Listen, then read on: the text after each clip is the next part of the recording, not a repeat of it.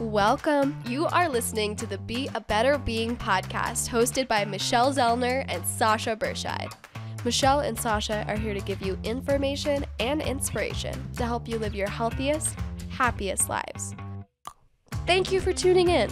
We hope you enjoy the show.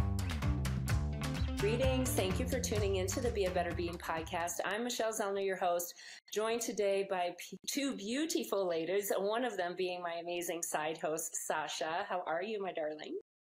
Hi, everyone. I'm so glad to be here. I'm so glad that you're here as well, because this is a topic you and I talk a lot about. I know we've had a lot of conversations offline. We've had a number of guests on the show as well, but even a guest that isn't specifically talking about mental health, it always comes back to mental health. And so I'm really excited to have our guest today, Dr. Tami West. Thank you for joining us today. How are you? Hi, everybody. Thanks for having me. I'm so excited. I mean, mental health, yes. It's funny because I was just talking to a client about speaking just for like an inspirational thing. And I said that very same thing. I said, no matter what it is, it always kind of comes back to mental well-being, and it just does. It just does, because this is one whole human. And I think we're finally figuring that out, right? I mean, Tami, you and I are probably a little closer to a cohort than Sasha. Sasha's a delightful millennial. But I think you and I have a few extra years under our belts. And I know mental health was not something we talked about. We were very disconnected, right? The head is a whole separate thing from the body.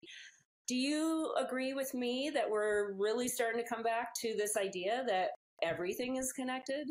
Oh, absolutely. And it's interesting you're asking me this question now because, I suffered with debilitating mental illness growing up, trauma, all that stuff, mental hospital stay in 1995.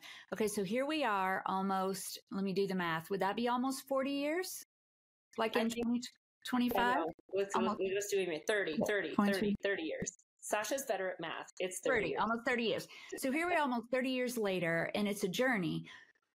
But I have always known, like for my whole journey, that like mindfulness and meditation is important. But I'm just going to be totally transparent. I would be one of those people who would sit there and go, okay, just breathe, and then my mind would be like, this is a waste of time. This is a waste of time. And I just would try it and stop and try it and stop. Well, last month, I was teaching mental well-being to teachers in Houston. So it took all week. I taught 15 times the same class, and I had a 3-minute meditation that I had them do. And so I did it with them 15 times. And then in my hotel, I started doing it. And now when I get up every morning and I get up and I sit down, and I'm expanding it now longer than 3 minutes, but this is a very long story to say, with that and some other things in my toolbox, I have never felt so much peace in my whole life. And it's because I'm implementing that mind with my body. And so, long story to say, yes. Yeah. I mean, it has definitely, been too long for us to get here, but I'm happy that we're here. We're talking about all of this because it is World Mental Health Day coming up upon us. And, anytime we can highlight that and really bring in an expert to talk about it, not only from personal experience, but from all the things that you teach and talk on, I think that will give, just another deeper perspective for our audience to hear from. Let's go back. You talk about, having some challenges growing up with your own mental health and a mental health hospital stay. And walk us through some of that. And then we'll get to, why you're doing what you're doing and how you're doing that today. Yeah, I will. Having just sort of the traumatic, just not great parenting and different things. My mother had debilitating depression her whole life. So my sister and I kind of had to take care of her. There was a lot of emotional guilt and manipulation. So I began having panic attacks when I was 9. Well, this was like in 1973. I don't think panic attacks was even a thing. So it's funny because we would go to the doctor, and I told my mother, I'm like, she took me once, and I was like, when I die, you're going to feel terrible because there's something wrong with me. Every night I would hyperventilate every single night, like when the sun would go down. So this went on through a lot of my school age years. We grew up in poverty. I was overweight, bullied, called bad names. So I grew up, I want to use this word for your listeners, as a perfectionist, which is like the most debilitating thing for your mental well-being. right? Because it's just not, you can't do it. Well, then when I got so I lived in this world where I didn't take risks. I didn't speak up. I didn't want to be seen. I didn't want to be known. And therefore I would never get like scolded or never told that I was doing anything wrong. Well, then I was doing my student teaching, and so to teach high school, and I was so scared and so nervous. And so I would never turn in my lesson plans. And the day came for my university supervisor to come talk to my high school classroom supervisor. And that woman said to my university professor about me, she has no initiative and doesn't belong here. And so I quit school. I tried again. I quit school. I finally finished. I took my first job. My family had to quit for me. I took another job. My family had to quit for me because my panic. And so at that point, like I didn't take care of my children. I didn't go out of my bedroom. I didn't bathe or shower or eat. And then at that point, they were like, she major anxiety, panic disorder, PTSD, and depression. So that's the story. Yeah. I mean, it's a lot. And obviously there are a lot more details to that story. So just for context, that this would be like your 20s, early 30s. So it was 95 during the hospital. So I was 30. Okay. Mm-hmm. Yeah. I was 30. And I imagine the relationships along the way are also strained, and the connection to family along the way is strained. Were you doing any, kind of self-medicating with anything at that time? No.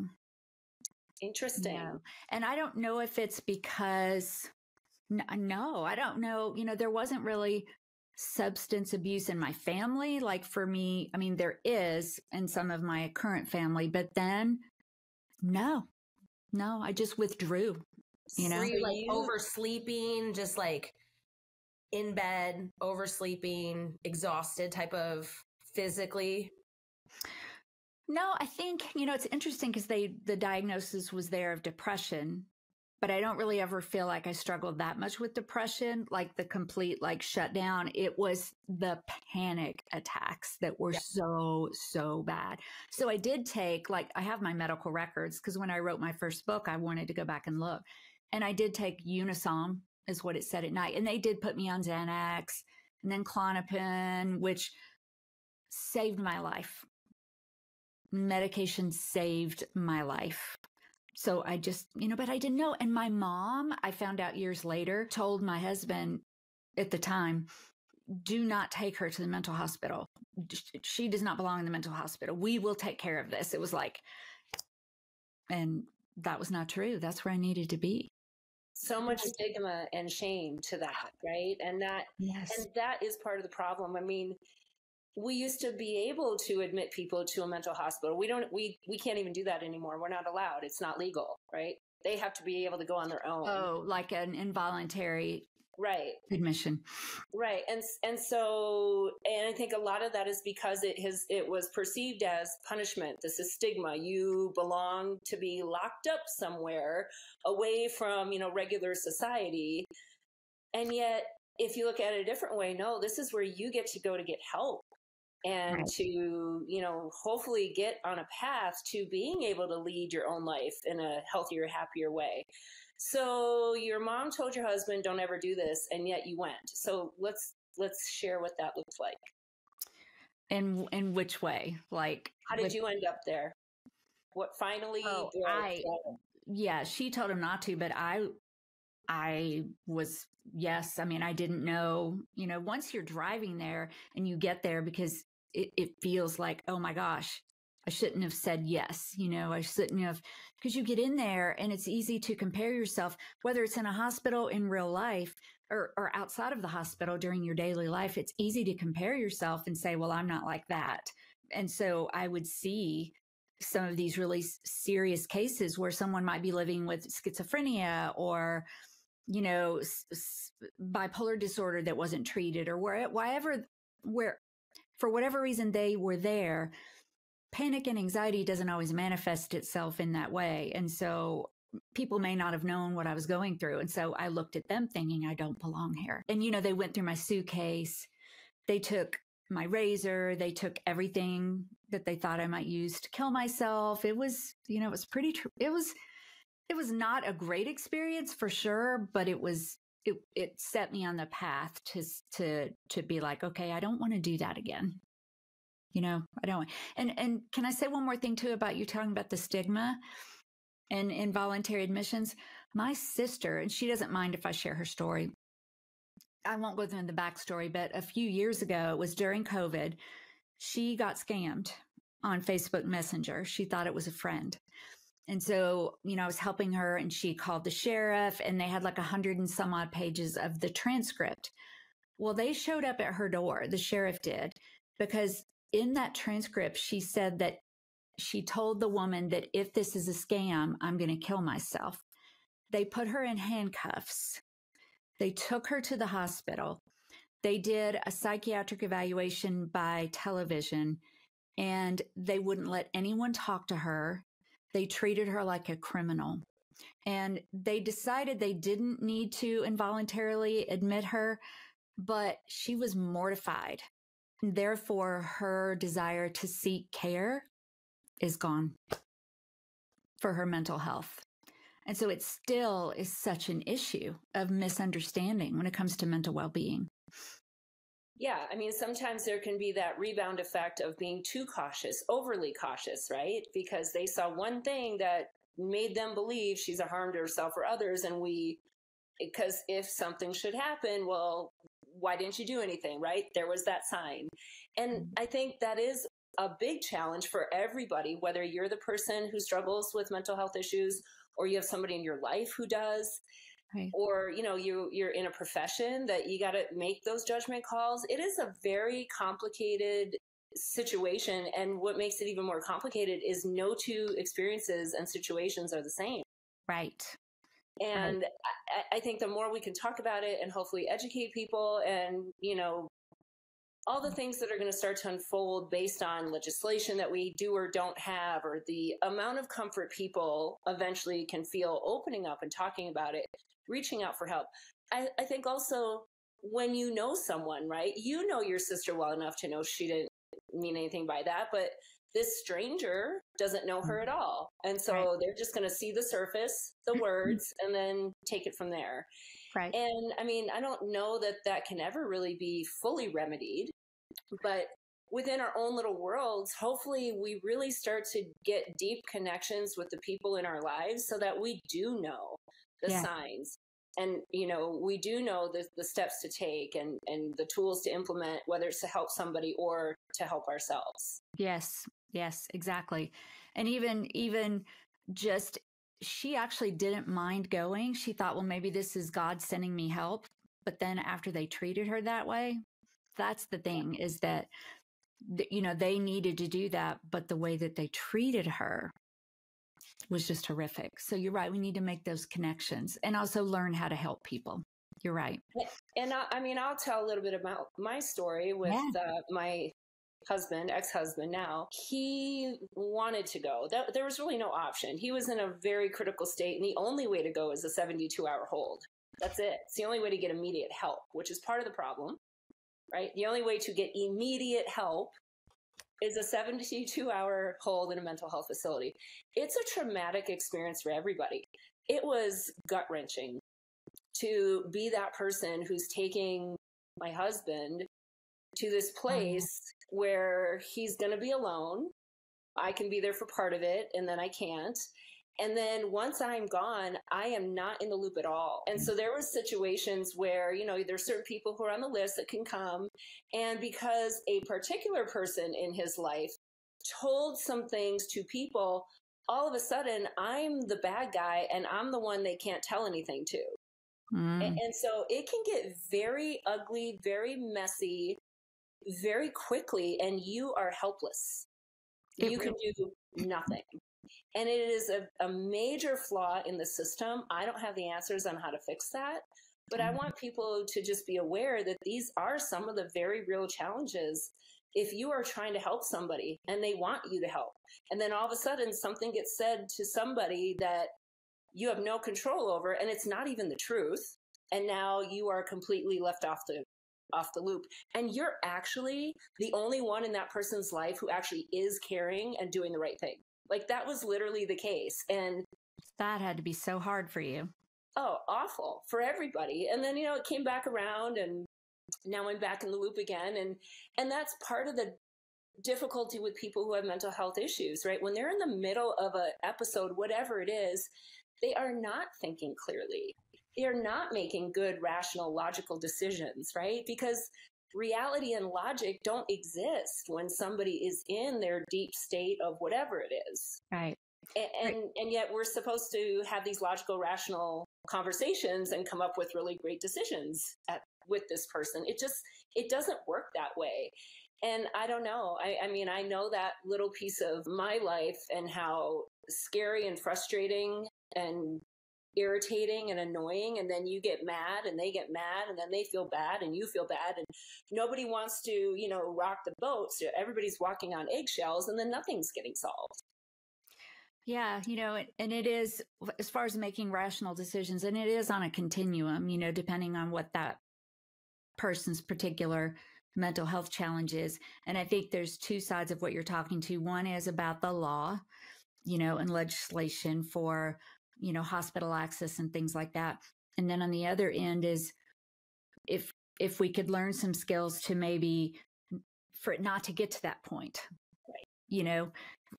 Keep removing the stigma. It's definitely gotten better, but it's still there. I mean, it just is. And learning that, because people don't know how to help each other oftentimes when it comes to mental health challenges. They don't know what to say. They don't know what to do. But there are things to say and there are things to do. So going off of that, why don't you educate us on what are the things to say? What are the things to do, right? Like let's take it two ways. How do I ask for help? And then how can I provide help? Okay, let's start with the asking for help. One of the things that I want to say, and I hope people will hear this clearly, see it clearly, is never let someone shame you into not seeking the help that you need. And if you've grown up, if someone's grown up in a culture of we handle this by ourselves, pull yourself up by your bootstraps.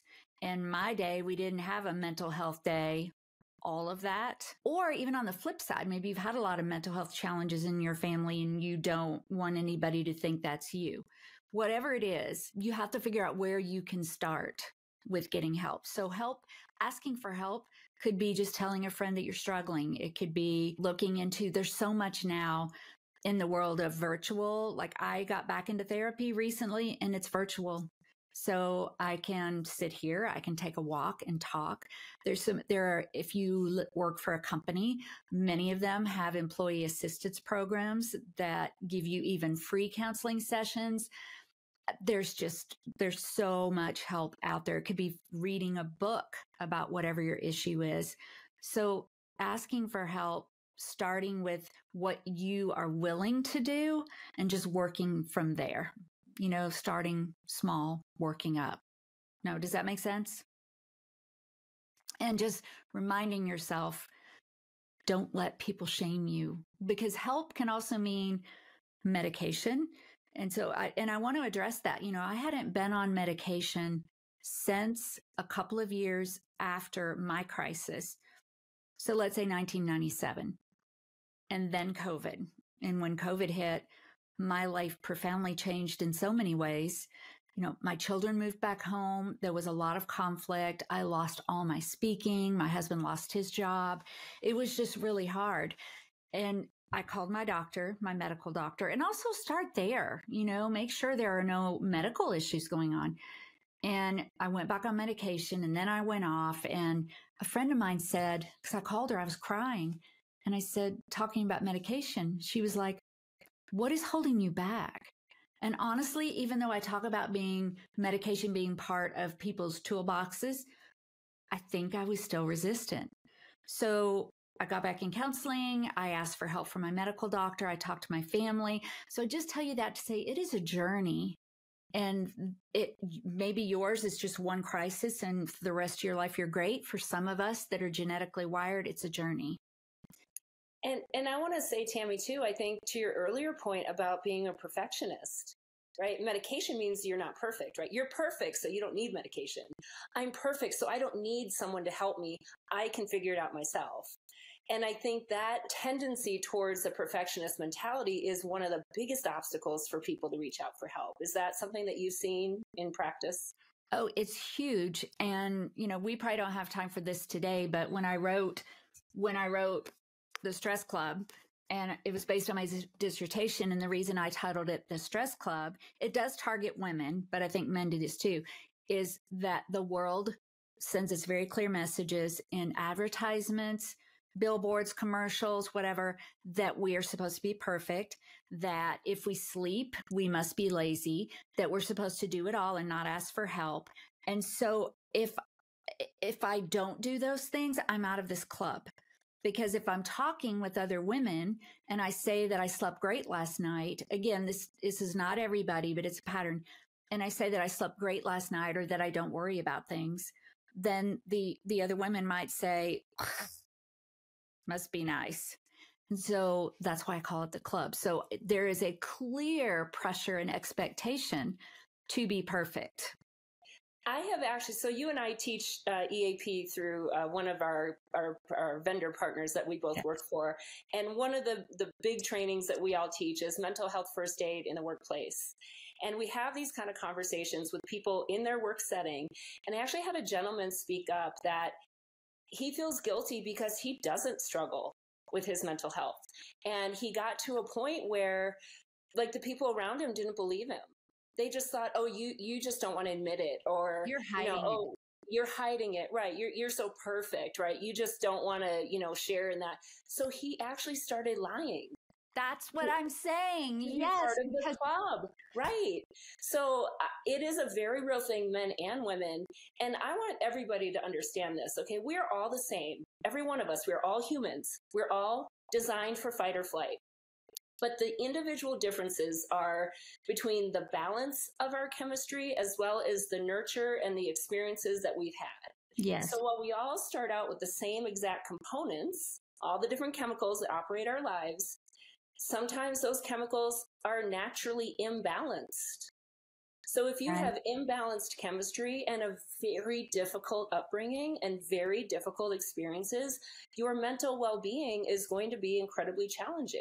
If you have spot on chemistry, your chemicals are optimal and balanced, but you have very difficult upbringing and maybe some really hard experiences, you're going to be okay through a lot of therapy, right? A lot of self-care. You're going to be okay. You have maybe not the greatest chemistry, but really great nurture and pretty decent environment. You're also going to be okay through therapy, through maybe balancing chemistry, through, medications. You have great chemistry and great nurturing and experience. You're golden. Right. You're that person who doesn't struggle. And I will say that's me. And I used to feel bad, feel guilty. Wow, must be nice. Right. I don't feel guilty. In fact, I'm incredibly grateful. And yet I also see it my role to help those people who don't get it. Because what I have learned is if it's not your issue, you don't get it, right? That it's an issue. No, just because it's not your issue doesn't mean it's not an issue. It's just not your issue. So I see my role as getting both sides to feel comfortable, right? The person who struggles to feel comfortable opening up about it. The person who doesn't get it to maybe help them get it. I think that is brilliant. And, it's hard, like everything else. It's hard. And yet I really do feel like we're making strides because I've had other people who, when I share that, they're like, I'm really glad you're saying that because I don't struggle either. And then I wonder, am I lying to myself? Am I actually struggling, but I'm not seeing it? So I think you're right. It is so pervasive about being in the club. And that's just a cultural thing going on. And hopefully, because we're talking about all of it from all sides, we can figure out how to come together, bridge the gaps, start to work together so that everybody can get to a better place. Yeah, I'm so intrigued that you said that about that man saying that he started lying, because that is one of the things that I talk about because I asked a group, this was actually before I did my study. It's one of the things that intrigued me. I was teaching an emotions seminar, 20 people, maybe it was small. And I asked people in the room if they got enough, just to raise their hand, if they got enough sleep. And there was this young woman, I'm thinking 20s, and she started to raise her hand and she looked around, but nobody else did. So she put her hand down. And so it's like, if we get this message that we're supposed to be stressed out, and then because there's a product for every element of your stress, the commercials will tell you that. And then we bond over that. Not that I don't want people to like vent and help one another, but there's like a validation. But then if you aren't really in that club, then you may stop talking about good choices, and then you might stop making good choices. And then it just keeps snowballing. And I don't want that for people. And there's just so many, again, when you mentioned about the chemistry, I mean, just to kind of wrap that part up, as far as my toolbox has, I don't know if it'll be forever, but it's medication, it's counseling, it's the meditation and the mindfulness, it's making good choices, it's reading, podcasts, it's all of those things. And I'll probably have to do that for the rest of my life because I'm just not wired well. Well, you're wired perfectly, Tami. You're just wired the way you are, right? And I think that's a big piece of this message as well. And I mean, I'll take my husband as an example. When we finally figured out what the issue was, and he is the classic not great chemistry and horrible nurture and environment. Mm.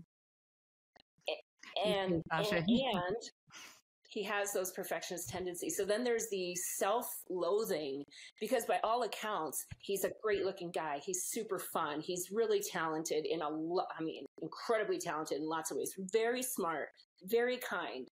And on all the outside, like, oh, what are you complaining about? Right? These are things he would get. What are you complaining about? You have a perfect life, right? Perfect wife, perfect marriage, all of the above. And because he actually knew all of those things to be true, I'm not saying perfect wife. Kind of. Well, of course, no, not because he knew all of those things to actually be true and factual. It made him even worse, right?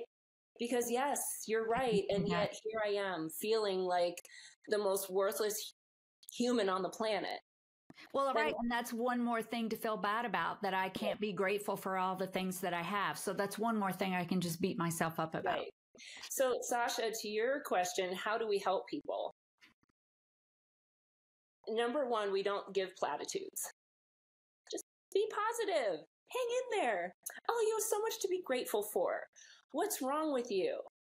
I don't get it. Come on, just get your butt out of bed, right? All these platitudes that not only don't help, they actually probably in some way cause more harm. So that is number one thing I would say. Yeah. And it's easy to do because that's what we're taught, right? Oh, just be grateful. Just be positive. Oh, it'll be better tomorrow, right? Don't worry about it. Let it go. Right. And you can say that to me. You really can, because I'm me.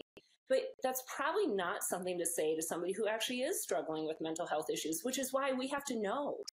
Right. I have to know my friends. So there are people I can say that to because I know them. And there are other people that I know I can't say that to because I know them. Right. Yes. Knowing people helps. Yeah.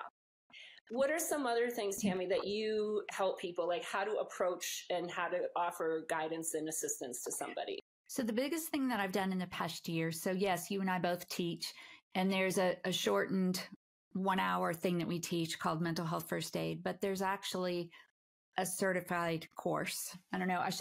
Let me scoot over here and get this is my Mental Health First Aid bear. So the National Council for Mental Wellbeing has a course on mental health first aid. And after I took it, I realized that like my son struggles, and he doesn't mind if I share, with anxiety and panic, and I'm his go-to person. And so even though that's a mother-son relationship that may be different than just like a colleague or a friend, I still realized there were a couple things I wasn't doing really well. And so the premise of this class is being a bridge for people, just a couple of things.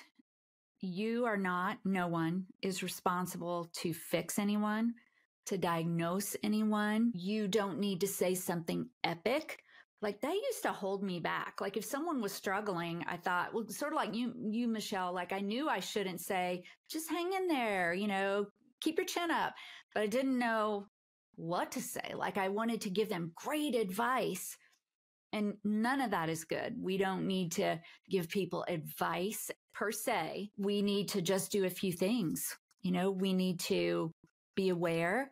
We need to, no, I say we need to. Here's the thing. If you decide you want to provide help to someone, I think we have to really think about the hat that we're wearing. So maybe you're a supervisor. If you decide you want to administer mental health first aid to someone, you want to help, then you got to take off that supervisor hat and just put on your helping hat. So if you're a spouse and you want to help someone, if you're a friend, then take off all those other hats and just put on the hat that is okay and ask the question. Just ask, are you doing okay? How can I, is there something I can help? There's so many things that we can say, we can do a lot of verses, and Michelle, you know this, but it's more about knowing that it's okay to ask. And I'm going to throw one other thing in here too, because one common myth about suicide is that asking if someone is thinking of suicide will plant the thought in their head. And so many times people will say, are you thinking of hurting yourself? But that's not the right question. So I wanted to make sure that I said this, even though it's way on the other side from just saying, are you okay? If you think someone is considering suicide, the question should be, are you thinking of suicide? Are you thinking of killing yourself? And we know there's the 988 suicide hotline. But I also want to say, no matter what the outcome, if you do or don't ask someone, or if you do or don't provide assistance, you're still not responsible for someone else's actions.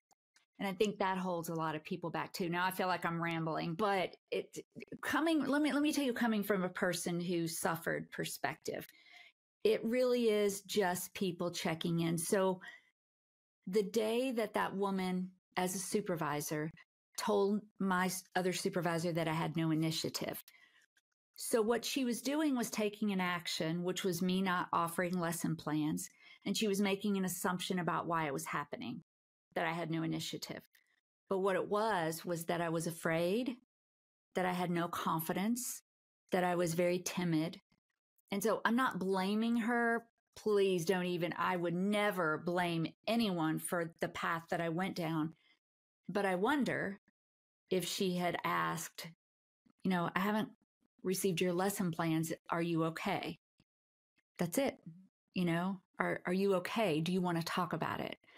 And that's really what we need to do, just as being humans, being noticers, being bridges, being concerned people, is just to ask the question and then know that our response is the best thing we can do is to know some ways that maybe we can direct them to the EAP program.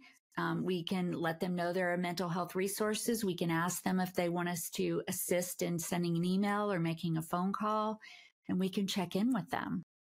I mean, those are some basics. Does that help for a start? I could talk all day.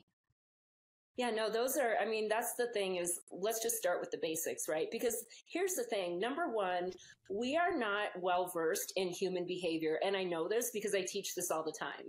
And to your point about how you were received, right? And the things she said, we see this tangible behavior and we make up a story about it. Yes. We make a judgment about it. Right? Maybe that's her experience in the past. People who didn't do it's because they had no initiative. So that's the story she's going to run with, rather than being curious about, well, why didn't you? Right? She just creates a story, a narrative that she's familiar with and goes with it. And that is something that I'm hopefully teaching people to stop doing. You observe a behavior. Let's be curious about why that behavior is happening. Exactly. And depending on the nature of the relationship, maybe we will ask. Maybe it doesn't even matter, right? Maybe this is somebody that has nothing to do with our lives. We're just seeing something, but we're going to make a judgment and make up a story about it anyway, because that's actually normal. That's rooted in our survival. Yeah. A lot of times it is not necessary or helpful. If this is somebody, whether it's a colleague, it's a significant other, it's a child, it's a best friend, it's, even a second tier friend, and you're noticing things that are different, things that don't really make sense to you based on what you know about this person. Right. Maybe it is nice to ask, right? Instead of, oh, she'll be fine, or, oh, I don't want to ask and make her feel offended, right? These are other reasons that we hold back. Well, if she's fine and then I ask her if she's okay, then she'll get mad at me for asking, is she fine? And then maybe she'll start to be like, well, what am I doing that makes her think I'm not fine? And then, these are things that we do all the time. Yes. Usually not helpful, usually just a very simple, something like, I noticed that, whatever, your work is later than usual. That's different from how I know you. Is there something going on? Yes. That's the simplest, most foundational thing that we can do. Because, when you talked about being afraid somebody would be mad, I had a manager once on a course that I was doing, and he said that, well, what if I call 911, for example, if he thinks, and then it's really not, and then what if they don't speak to me?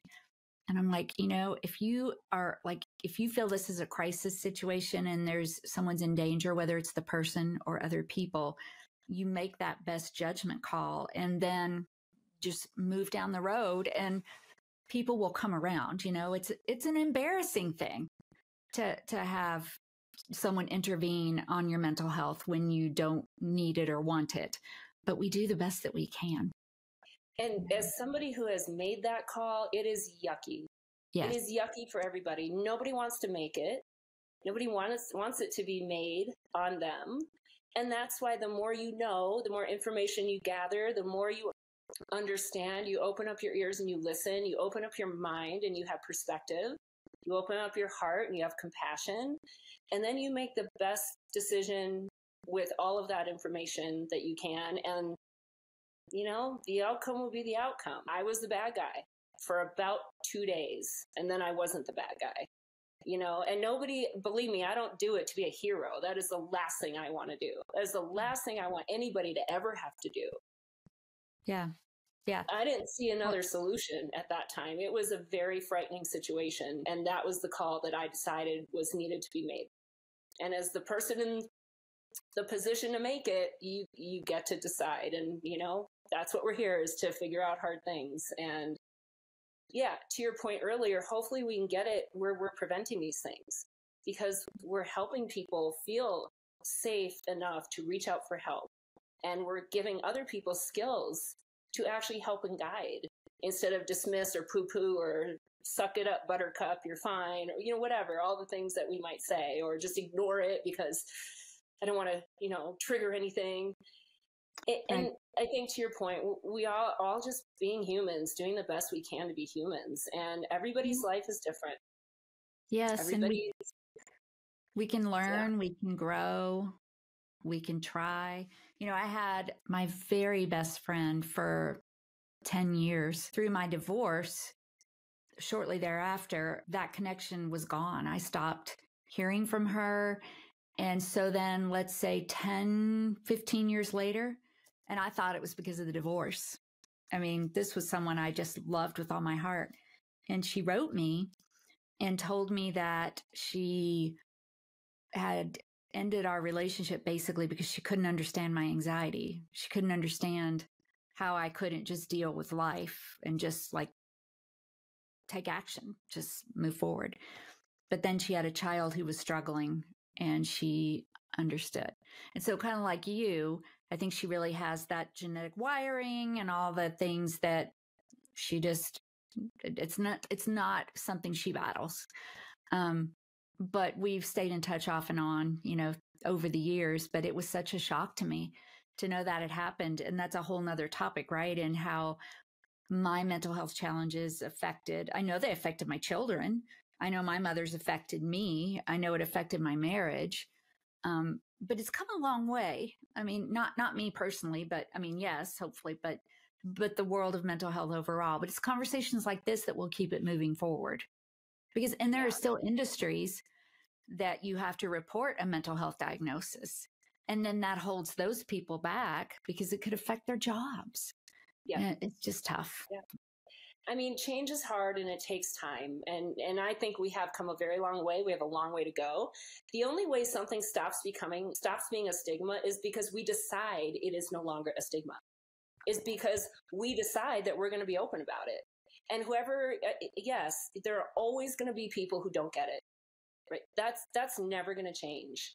But if you allow those people to silence you, then you are perpetuating the stigma. Yeah. And I know it's scary. I get it. I do. And, to your point earlier, letting go of this idea that you are responsible for saving someone. And that, as a wife, very hard concept to wrap my head around, because I thought it was my job. It was my duty to make sure he was okay. Once I really understood that I cannot control him, I can only do the best I can to help, guide, support, be there, make hard decisions. Right. That is my job. I cannot save anyone. You can't save anyone. Everybody ultimately is responsible for their own actions and behaviors. When somebody's in a really difficult place, that's what assistance is for, to help them get to a better place where they can make a better decision and engage in better behaviors. That's right. And we can just be that light, right?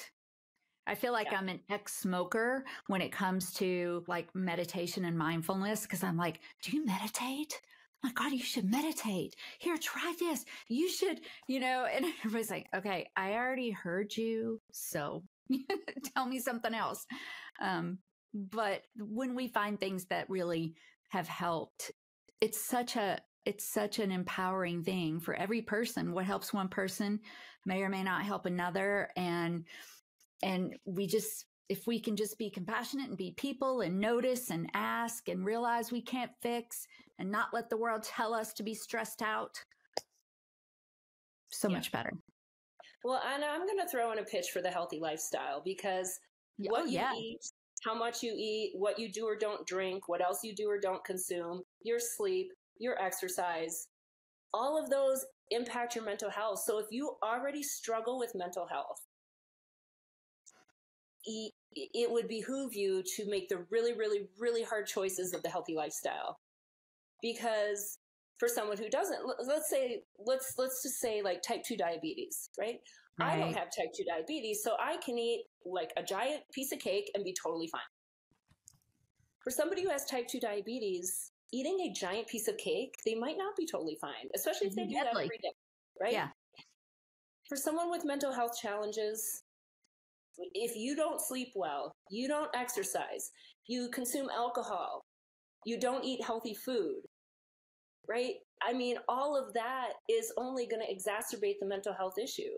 For somebody who doesn't have mental health issues, maybe drinking's not that big of a deal.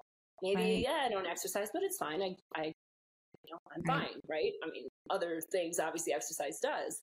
But that's the point, is the bigger challenge we have, the more those other choices are going to matter. And I saw this play out over and over and over with my husband. And he was on medication, but it is never, ever medication in lieu of healthy choices. Ever.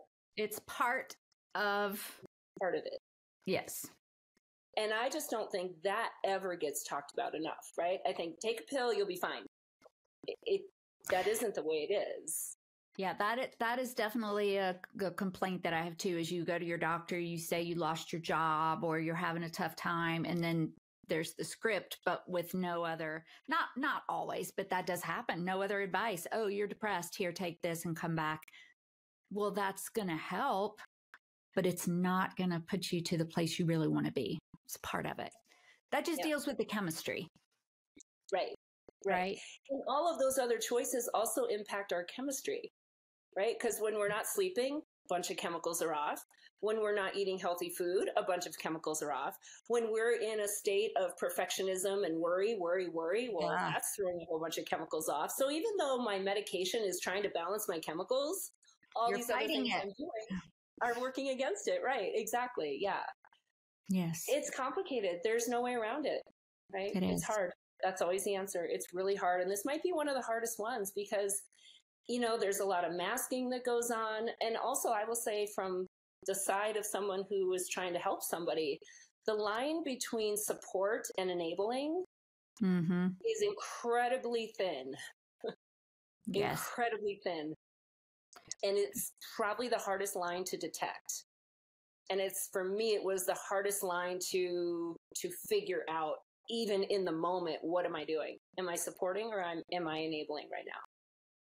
And again, everybody's situation is different, and you do the best you can in the time that you are with the skills and capabilities that you have, and you learn along the way. And that's, from somebody who's maybe helping somebody, you have to give yourself a lot of grace because oh my gosh, you can't read anybody's mind, right? You're not a trained professional, and even trained professionals. I mean, they can't read people's minds either. They can only do the best they can with all the training that they have. So, exactly. We could literally go on all day about this topic. It's such an important one. I've been doing a lot of talking. Sasha, do you have any questions or thoughts that you want to add in? No, the one thing that I would really point out is Michelle said, there are two types of people. There are people who do suffer, and then there's people who do not suffer. I personally am a person who does suffer. And to go off of that whole, well, what should I say? This line will work for everyone, whether you are a person who suffers or whether you are a person who does not suffer. If you don't take anything away from anything that we say today, just jot this down. It is, what is it that I can do to best support you? Yeah, that's okay. Good. And then on the other side of that, as a person who suffers, jot down, how can I ask, or what is it that I need from them to best support me? Mm-hmm. So as a person who is looking to help be the bridge, ask, what is it that I can do to best support you? As a person who is suffering, simply ask, what is it that I need for them to do to best support me? Yeah, that's really good. I want to encourage everybody, and I'm sure you wouldn't mind putting a link to taking the mental health first aid course. As far as the cost, it's very minimal, and it just depends on who your instructor is. There's all sorts of ways to take the class. There's virtual. I got my certification virtually, and I loved every single bit of it. And it covers all of the things that we've talked today in depth.